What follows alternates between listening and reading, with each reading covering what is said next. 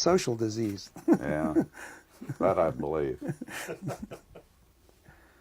And all kinds of other things. I had a long interview with his first wife, which is something. You know, it looks fine on this monitor. Okay. Let me just, now show me a close-up. Now a wide one.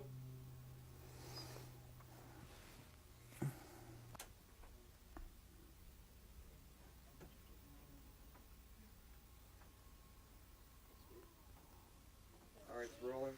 Speed. That's fine.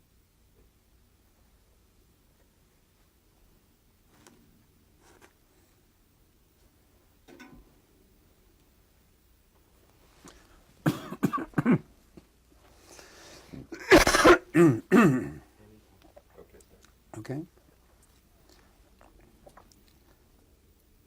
Your assignment to Vietnam in 1954 was largely based on your success in helping the Philippine government to fight its pro-communist guerrillas.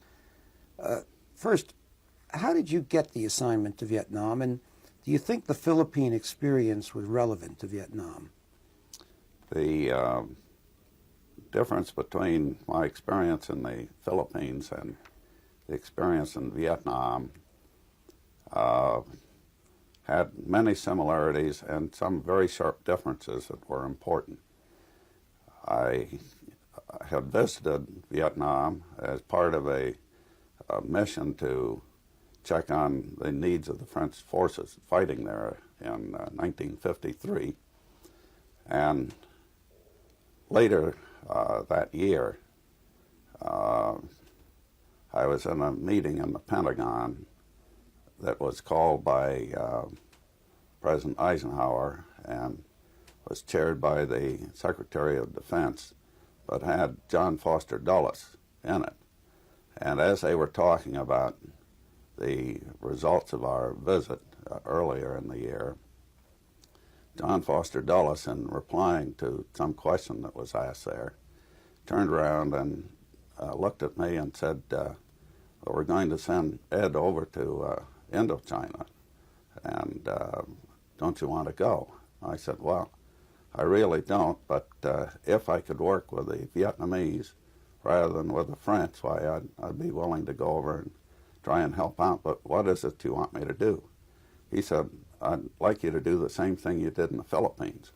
So that was the similarity. The differences were quite marked. In the Philippines, we were working with a government that had elected officials against an enemy that was trying to overthrow them and set up a new political system. In Vietnam, the officials in South Vietnam were either foreign, meaning French, or were appointed Vietnamese. So that the association and image that they gave to the people was not of being their own officials, but of being appointed and of strangers, foreigners. This was in a country that had a very deep suspicion of foreigners, even those who had been around among them for so long as the French had been. And as the Geneva Convention met and was deciding on the terms of the peace in Vietnam, the French made political sounds that they were going to move on. But what that meant was that they would move on almost an entire government leadership structure, not only in Saigon, but out in the provinces. So in the Philippines, I had helped the Philippine government and govern well and help the armed forces bring back essentially enough peace to have the government operate in favor of the people. And in Vietnam, the whole government structure was leaving the country, and the people out in the countryside had heard of Saigon. Some of them had visited there, but to them it didn't represent a government, and the structure had a great vacuum in it, so that the problems became very sharply different. The enemy, strangely enough, had remained very much the same type of an enemy, had grown much bigger in fighting against the French forces, but had started life as about the same number, the same size as the Communist Party and its armed forces in the Philippines, but had grown, about 3-4 times as large by the time it had gotten there, and kept growing all the time. And had successes which the Philippine communists had never had the successes that the Vietnamese ones had.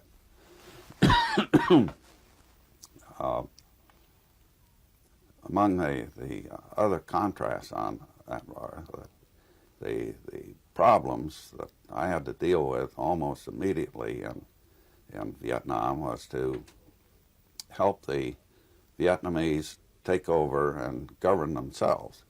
And they needed some encouragement and some guidance on that, so that as struggles would take place out in the provinces, there needed to be something other than a foreign element, meaning people from a big city, the capital city of Saigon, coming out to the countryside to work with the farmers and rice paddy people out in the provinces.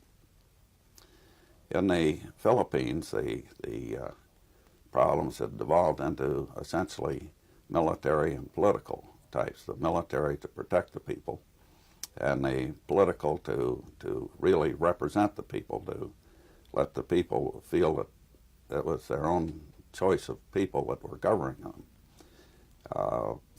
I went to the Philippines the second time to help in the Hook Rebellion in 1950, and at that time the Hook guerrillas, the communist guerrillas, had achieved considerable success in dominating the provinces around Manila. But they had done so by claiming to the people that the elected government had not won fairly in elections. So that one of the big things that took place in the Philippines was advising the army to get in on the electoral process and helping the Commission on Elections there maintain the law according to what was on the books, so that they became, in effect, not poll watchers, but guardians of the sanctity of secret balloting. And the big turning points in the campaign against the communists there came about during 2 elections. The first one was a by-election in 1951, when governors and mayors of cities were elected, and the armed forces made sure that there wasn't fraud in around the polling places, and people who were running and who actually won the votes and were most popular were elected. And this, the people could clearly see that the government was theirs and was representing them, and had no use for people who were asking them not to vote and saying that their votes wouldn't be counted and that the government should be overthrown. In effect, the people said, well, we voted, our votes were counted, these are our people and it's our government, and we aren't going to help you overthrow it. There was no such feeling at all in Vietnam. The people said, who's that in Saigon? They're French, they're foreigners, we want them out of the country. And they didn't want to side with the communists by the time I got there. They had seen the communist organization, and most of them preferred to sit on the fence. And I think the great majority of people just wish that everybody would go away and leave them alone. Looking back, do you think it was a mistake for the United States to have supported the French as far back, starting as far back as 1950? A mistake supporting the French, 1950. Really not. I I think that there were factors in our consideration of helping the French that went far beyond Vietnam and what the French were trying to do there. Don't forget they've been our ally in World War II. We had very close cultural and economic ties with France. We were helping them bring some order and stabilization in a place that they said that they were going to get out of and leave there and make independent, which is what they told us, and I think that their eventual intent was to do that. There was a great deal of misgiving in Washington, as far as I could gather, about doing more than giving them some supplies and material things and not getting any further involved for ourselves. Were you involved at all or in Washington at the time, the Eisenhower administration, when the decision had to be made over whether to help the French at Dien Bien Phu? You remember that? Yeah, I was in the Philippines at the time and not out of any first-hand knowledge at all about the decision on Dien Bien Phu and helping. Could I ask your opinion? Do you think we should have helped the French at Dien Bien Phu? Help the French at Dien Bien Phu. I think we were correct in our decision to stay out. I think we would have gotten involved and pulled in sort of backwards and had very little say about how things should be done. And we would have been caught in some combat action that we could neither control our own forces or those of other forces involved. And I don't think we could have saved the French at that time. Now, you went to Saigon at the head of the Saigon military mission. Was this early 1954? I went there in, let's see, I think it was May, towards the summer of '54. I was in Manila at the time. President Magsaysay of the Philippines had asked me to come in and help him on some of his work with his Congress there, many of whom were close friends of mine in the Philippines. And this was on his broad programs of work that he was trying to do inside the country, of social changes he was trying to bring about. And I got orders in while I was there to proceed immediately to Saigon. And I was appointed temporarily as an assistant attaché of the Air Force. And it wasn't until I got there and talked with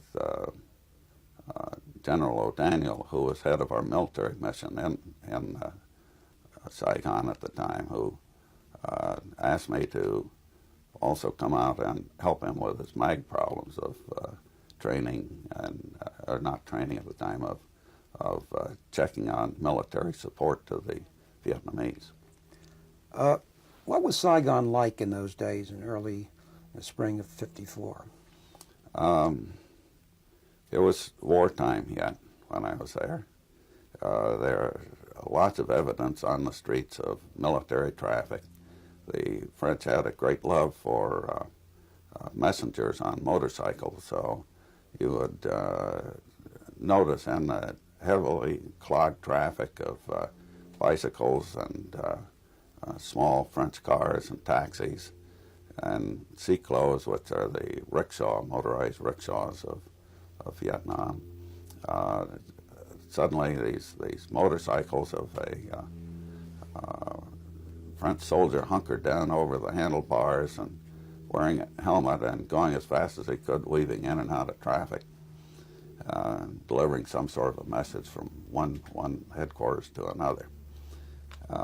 Many more trees than later in the American times of the war, and with lots of foliage out, somehow or other seeming more peaceful than it became later on.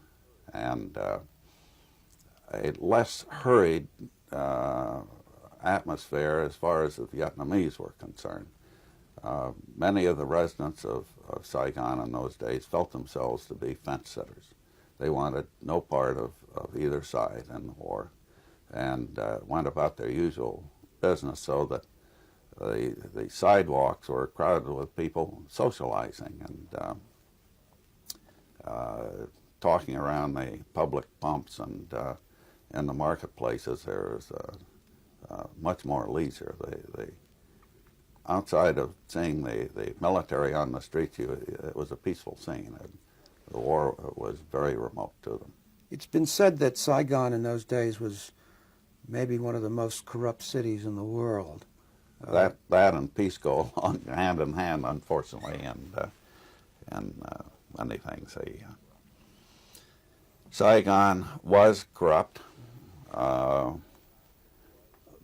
but corrupt in the sense that you'd see in any civilization, and that there were ways to beat the rules of the game of government. And then Saigon in those days, the corruption was the worldwide one of gangsterism, of prostitution, of gambling, of normal illegal acts, that the legality of any government.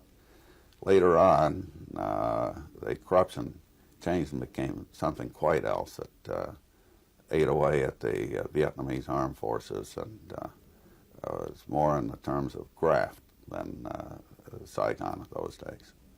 There was, in the earlier Saigon, there was usually in the downtown streets or around some of the side streets, you could get a heady whiff of opium on the air. That there were opium smoking circles that many of the Vietnamese and many of the French who were in the town would go over and have a pipe of an afternoon and thought nothing of it.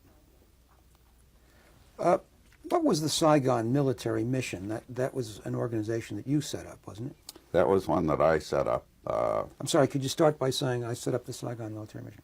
I set up the Saigon military mission to have a mom and papa for a group of very unconventional military people that I'd brought together, who manned the direct aid section of our military advisory group to work directly with Vietnamese on a wide variety of subjects, including the psychological operations of the Vietnamese Army, and maintained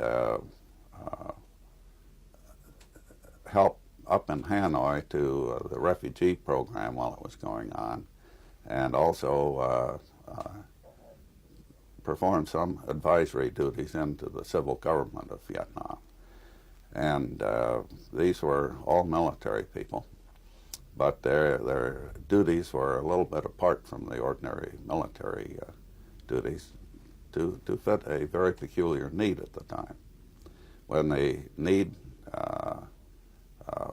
was largely resolved, the mission was disbanded. Was that group responsible to under the American military or under the CIA? It was really responsible back to several people in Washington, including the Secretary of State, John Foster Dulles, the CIA, and to the Chief of Staff of the various services.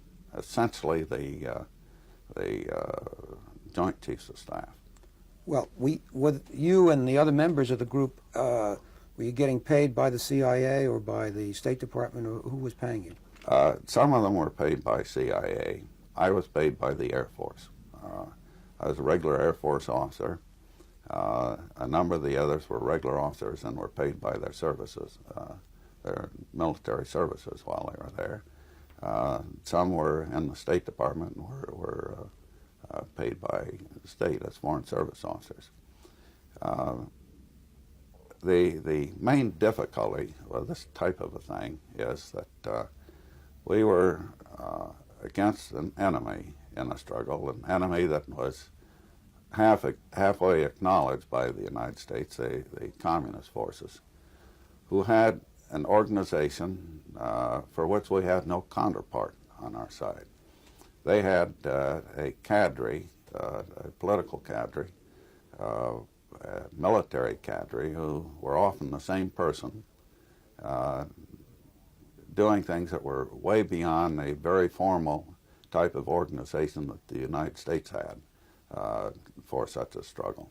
And something was needed on our side that could counterpart them to make sure that everything that we did, or as much as possible of what we did, would be effective.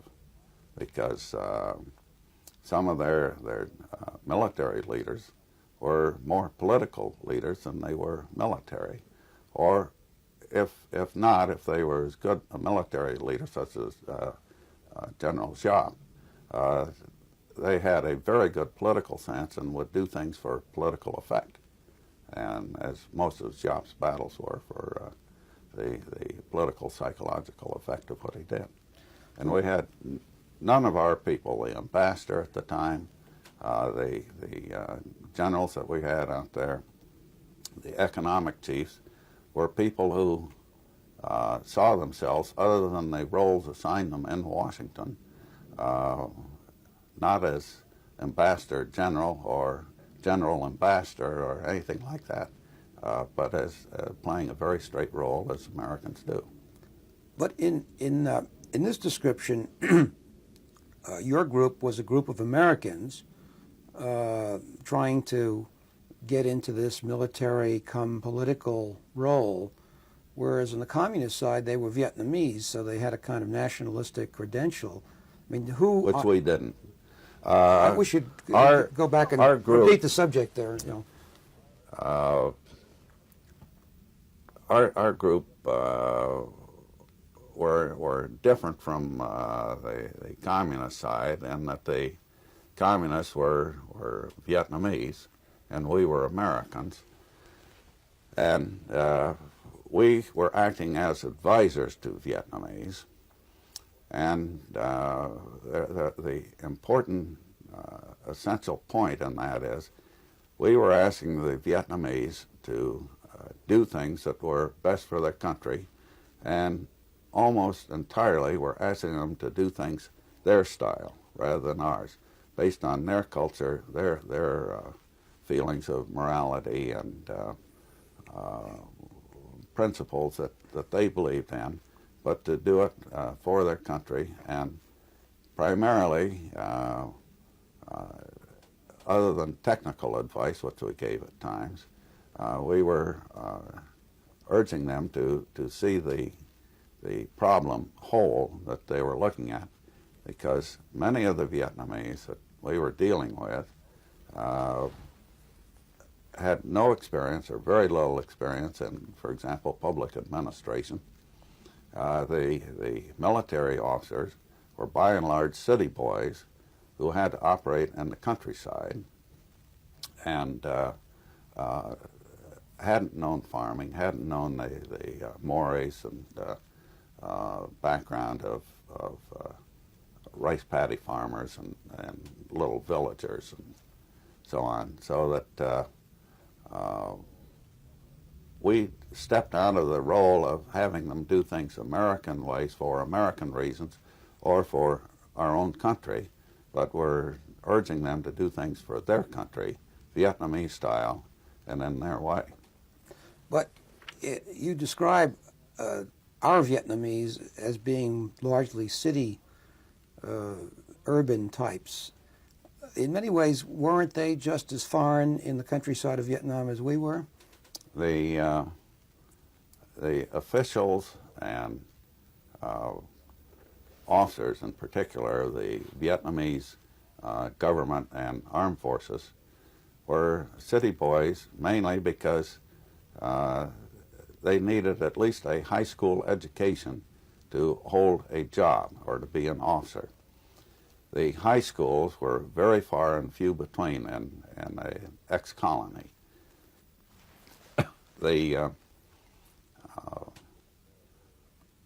I forget how many high schools, but there were very, very few of them.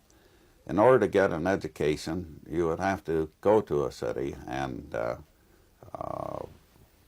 go to a high school. There was one university in Vietnam, the University of Hanoi. Again, it only had city people because it took money to go to school. It took a residence in a city while you were going to school. And even if you had come from the countryside as a young person, you would have to move into the city and grow up essentially in a city, picking up city ways and city outlook on life. So that when they would get out in the countryside, this was mostly new to them. And the people of Vietnam out in the countryside are xenophobic, and particularly so in the places where most of the combat took place in Vietnam, and where even people from the next village sometimes were looked on as foreigners. So when people came in who dressed differently, who had different faces, different skin coloration, they were definitely foreign. And it took people from that own vicinity to be accepted by them. That changed gradually as later as Americans fought out in the countryside, as they became familiar figures to the Vietnamese. But there's a little bit of that still inside them. The Vietnamese villagers of a little bit of hesitancy with any stranger. You were a special advisor to Ngo Dinh Diem in those days. What was he like, and how would you describe his understanding of the situation in Vietnam? I got to know Ngo Dinh Diem shortly after he came to Vietnam, returned to it in 1954 as a appointed prime minister of Emperor Bao Dai. And I became very close to him in a sort of an accidental way, and was never his official advisor. We became very close friends, and I did give him advice on many, many subjects with considerable guidance and discussion beforehand with U.S. officials, I might add. But I had never heard of Diem before I went to Vietnam, and he wasn't there when I was serving there in the earlier parts of '54. But word came that this man was coming in as prime minister, and I recall our ambassador at the time asking me what I knew about him. I told him I'd never heard of him, and he said he knew practically nothing about him. He just had a few brief notes on his biography. And I went out to find out about him from Vietnamese I knew. A number of them knew a great deal about him, and they either liked him fully and no holds barred, 100% for him, or 100% against him. He was a man of controversy. Those who were for him said that he was a very honest person, very acceptable to them as being a person of intensely high morality. Those who didn't like him said he's stupid. So they wouldn't fault him for anything other than they felt that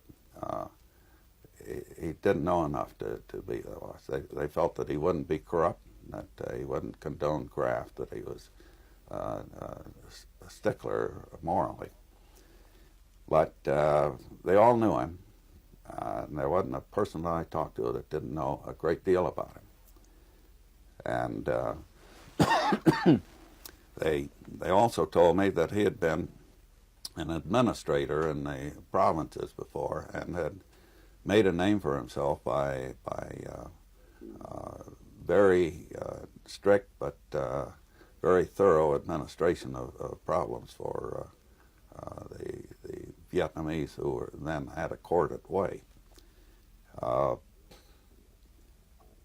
He was due in at the airport, Tan Son Nhut Airport, one day, and I was invited as part of the diplomatic group to go out and receive him.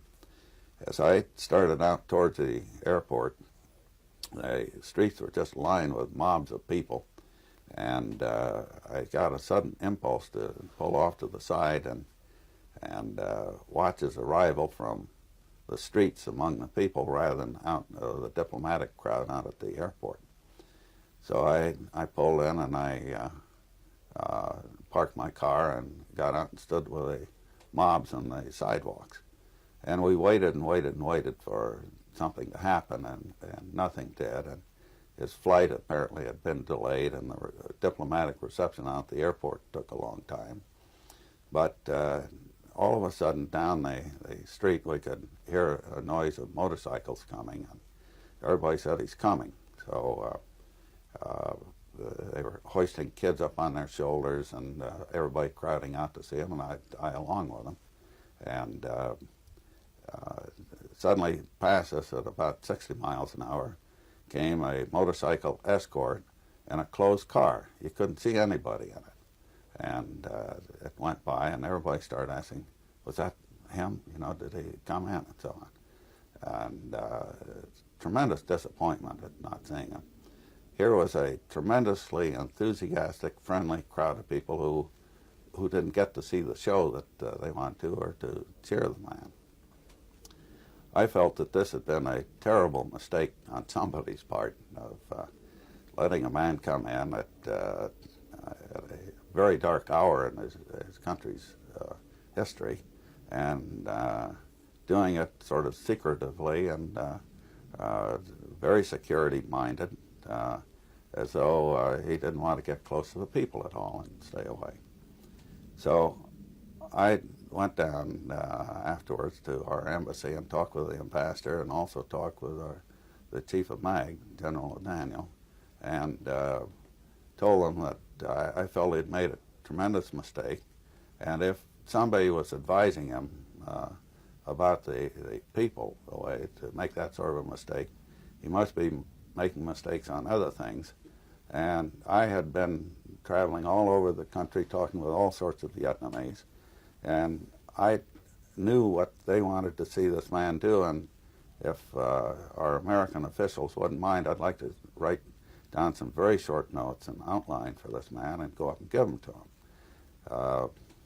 They told me that they wanted to see what I was going to say first, so I went to work and stayed up all night writing a very short paper, 4 or 5 pages of notions on economics, on administration out in the countryside, of agricultural needs, and some reforms that would be made, and all of the things that the Vietnamese had been telling me of what they want this man to do. So I showed it to our officials, who told me to go ahead. I couldn't do it as an official U.S. document, but if I wanted to present it on my own and make sure that they knew it was on my own, go ahead with it. I didn't speak French, so I got the head of USIA, the U.S. Information Agency, George Hellier, to come along with me and act as an interpreter for me.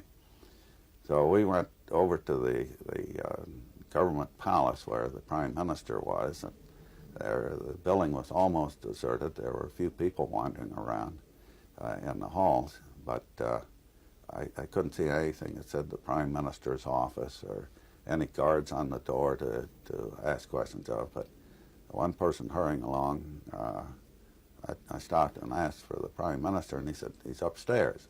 So we climbed up the stairs, and there was nobody in the hall up there, but there was door ajar, and I stuck my head in, and there was a small-statured, roly-poly person sitting there, and the first thing I noticed was that his feet weren't touching the floor when he was sitting, and so he pulled up at a table.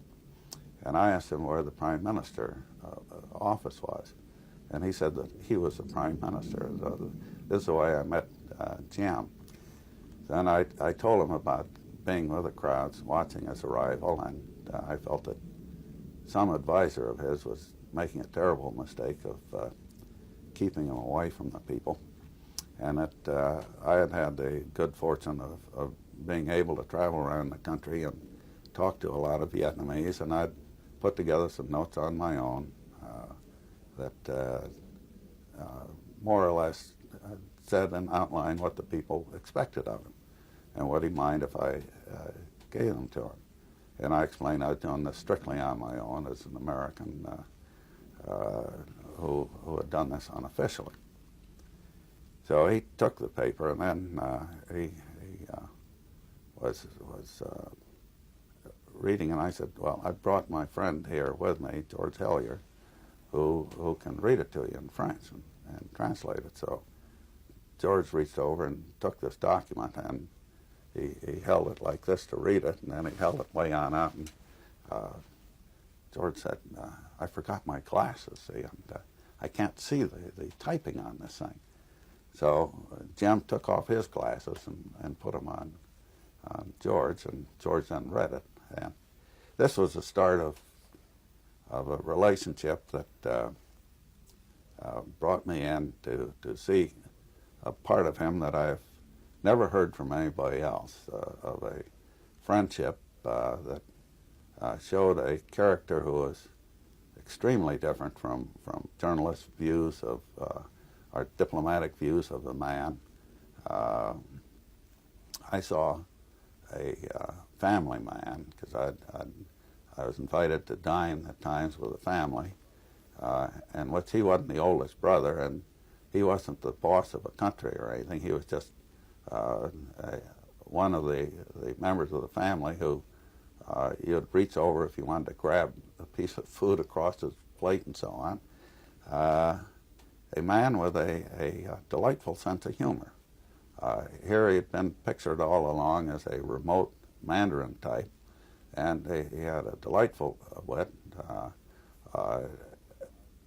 His humor was so dry that you'd have to look at him sometimes to catch whether he was pulling your leg or being sort of stupid about something, and I'd catch that little glint in his eye. And which reminds me, the man had a tremendous look of intelligence and spark of life in his eyes. The most important part of his features. There was always a sparkle, a little gleam there, and he catch the humor and so forth when he'd find something very funny and was holding himself in and sort of laughing inside at something. To an otherwise sort of roly-poly type of a person, this distinguished him from others of the same stature and in the any walk of life. Excuse me. To what extent did he take your advice, and to what extent do you think that he, if you can give us some anecdotes of advice that you gave him that he took, and maybe if we could project a little bit to the future, were there any flaws in him that eventually contributed to his downfall? The advice that I gave him was usually on a current problem that beset him, and I would ask him to describe the problem to me and get him talking about not only the problem but how a Vietnamese who loved his country and was trying to serve the people should ideally resolve the problem. This type of a discussion would usually let him get his ideas sorted out and in some order of priority, so that he would feel that something must be done, and would undertake something that was Vietnamese and his own, so that the taking of advice wasn't so much as taking my advice, but was taking his own advice as re-described by me and sorted out and put in some shape. Frequently, he would ask me how things would look to other countries, and I would answer that as best as I could. And we would get into considerable discussions of social philosophies and so forth, and including the Vietnamese approach to problems. So that he would take the advice because it was his own. I don't think he ever really dissembled to me on that. It wasn't that type of a relationship. There was no need for him to be dishonest at all in any way, nor on my part. We had extremely frank discussions on things. Could you remember some examples? One of the problems that he had personally was he was steeped in a Vietnamese Mandarin tradition, and I recall one time he was also an amateur photographer. He ran his own darkroom in the palace, but he was showing me some pictures taken of a visit to the provinces, which is something I was always urging him to do, to get out and talk to people. And as he did this, I said, well, shame on you. You've got these farmers out in the fields taking off their hats, and you're talking down to them.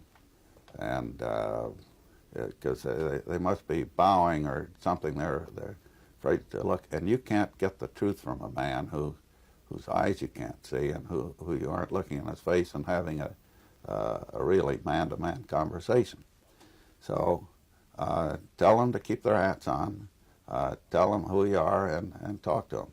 When you start showing me pictures of you doing that, I'll think that you start learning what your own people want, and they won't tell you anything just to have you go away and feel happy, but you'll be getting the truth from them. He started doing that, and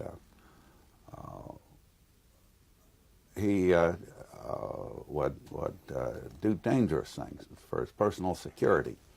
The first time we got him down to the Mekong area, where we were trying to get the government reestablished in areas that the enemy had left under the Geneva Accords, and it left a big gap in administration and so forth. It's a region of swamps and rivers and streams and so on.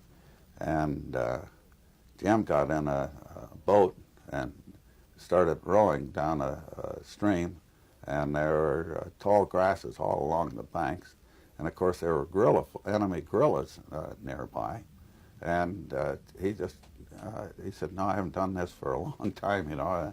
He enjoyed it, and he rode over to some farmers and talked to them and asked what things were happening there. But the main thing about him was that he was getting over some habits that had been with him all of his life. I think that he had mostly wanted to be a student monk, to live in a monastery someplace, and to do research and studies with probably history was his major subject. His main work in those days at the palace was done not in his office, not in any of the formal rooms of the administrative palace where he was, but in a little tiny alcove off of his bedroom, which was a place that the two of us, when we talked, our knees would touch together, like we're doing now, and a much smaller space than this. But he had all sorts of books and official documents and everything stacked from the floor to the ceiling, and he had a little tiny clear space on a table where he could do some writing, but so crowded in by books and papers and so on that he hardly see how the man could work there. And I thought, well, this is his monastery, his little monk's alcove. That this is part of the man, of a shy, retiring person who has been forced into the limelight, into the foreground, and doesn't really like it, but he's happiest when he's in a place like this. Just one point. Could you mention? Cutting to change tape. Okay.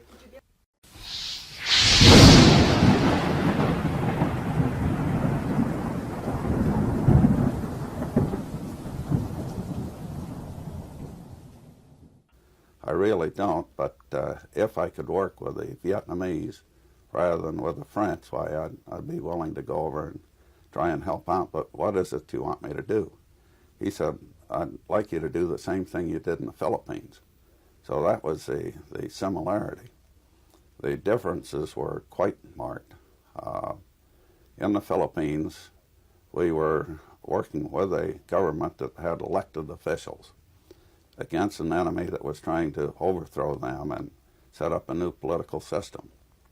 In Vietnam, the officials in South Vietnam were either foreign, meaning French, or were appointed Vietnamese. So that the association and image that they gave to the people was not of being their own officials, but of being appointed.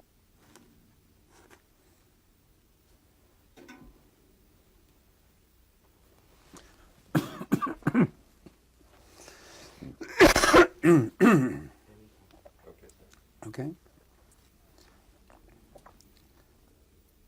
Your assignment to Vietnam in 1954 was largely based on your success in helping the Philippine government to fight its pro-communist guerrillas. First, how did you get the assignment to Vietnam, and do you think the Philippine experience was relevant to Vietnam? The difference between my experience in the Philippines and the experience in Vietnam had many similarities and some very sharp differences that were important. I had visited, pointed, and of strangers, foreigners. This was in a country that had a very deep suspicion of foreigners, even those who had been around among them for so long as the French had been. And as the Geneva Convention met and was deciding on the terms of the peace in Vietnam, the French made political sounds that they were going to move on. But what that meant was that they would move on almost an entire government leadership structure, not only in Saigon, but out in the provinces. So in the Philippines, I had helped the Philippine government and govern well.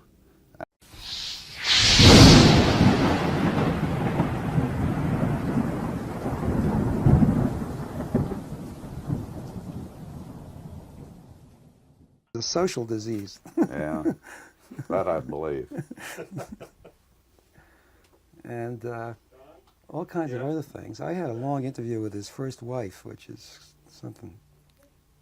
You know, it looks fine on this monitor. Okay. Let me just, now show me a close-up. Now a wide one.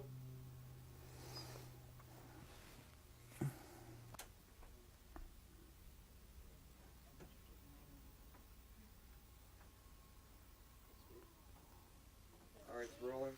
Speed. That's fine. Vietnam as part of a mission to check on the needs of the French forces fighting there in 1953. And later that year, I was in a meeting in the Pentagon that was called by President Eisenhower and was chaired by the Secretary of Defense, but had John Foster Dulles in it. And as they were talking about the results of our visit earlier in the year, John Foster Dulles, in replying to some question that was asked there, turned around and looked at me and said, well, we're going to send Ed over to Indochina, and don't you want to go? I said, well,